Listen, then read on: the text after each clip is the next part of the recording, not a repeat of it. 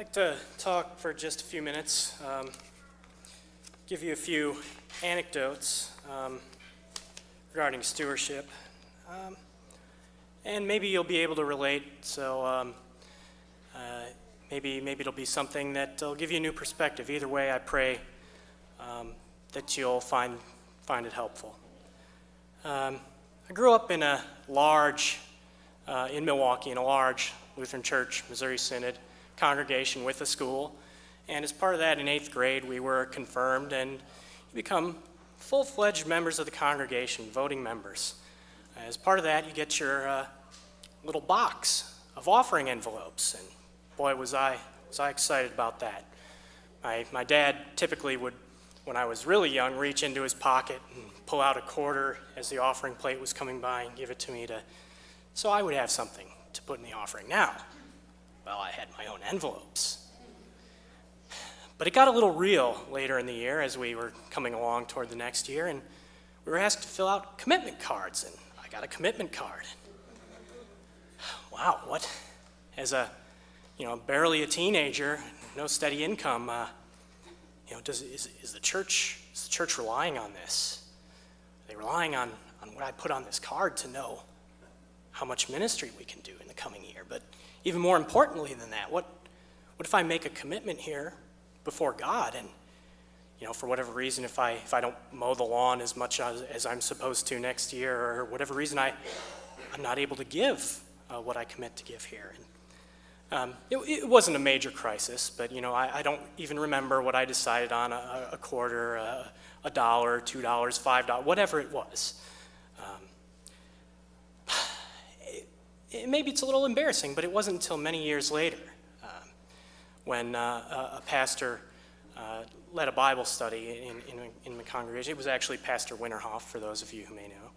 He volunteered to lead a Bible study for us one week about stewardship. And the takeaway, what that boiled down to was, I make this commitment with the understanding that if God continues to bless me the way He is currently blessing me, this is what I commit to give in the coming year.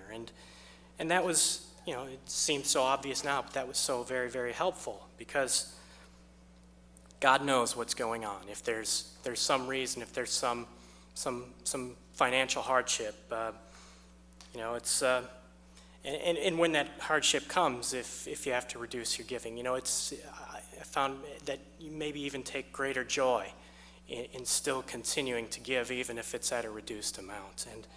And for me personally, I have to confess that perhaps when knowing that the financial secretary knew what was going on in one particular circumstance I had, maybe that made it a little easier too.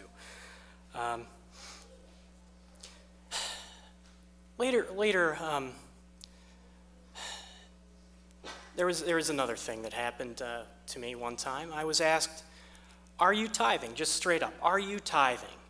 And it was interesting that I was asked this, because it was something I was considering in my life at the time. I was prayerfully considering it. So I was able to answer that question very honestly. I said, "Well, I'm not there. But you know what? This year I took a really big, what at the time I thought was a really big leap of faith, and I committed to giving an increased amount, far more than what I had been giving before. And I was able to witness that, and I was so richly blessed this year, financially and otherwise.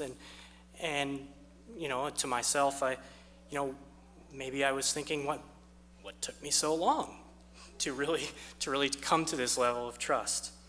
On the subject of tithing, whether we look to it's mentioned in Malachi or back at the Levitical law, to the extent that God reveals to us in Scripture and His Word an amount, a tithe being 10%. How often do we question this? I think we question it a lot. Whether it's me not really being able to step out to that level right away, or whether it's whatever. But one thing I always like to point out is, or contrast really, is that when we get our paycheck, how much tax is withheld from our paycheck? Is it 10%, 15%, 20%, up to 30%? How much is it? How much taxes? And before it's even deposited in our bank account. How often do we question that amount? Are we being tempted to put our faith in something or someone besides God? Where do we look to? Where do we turn in times of need, in trouble?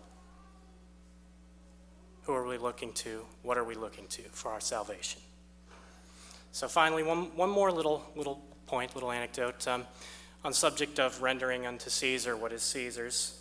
The question being, of course, whose image is on the coin, so render unto Caesar what is Caesar's, and give to God what is God's. And one way we might answer that seems a little more obvious to me is, well, everything is God's, right? So that's certainly true. But another way that I've heard that I really like to answer this question is, whose image is on you? And so that's another way of thinking about that, and thank you for your time today.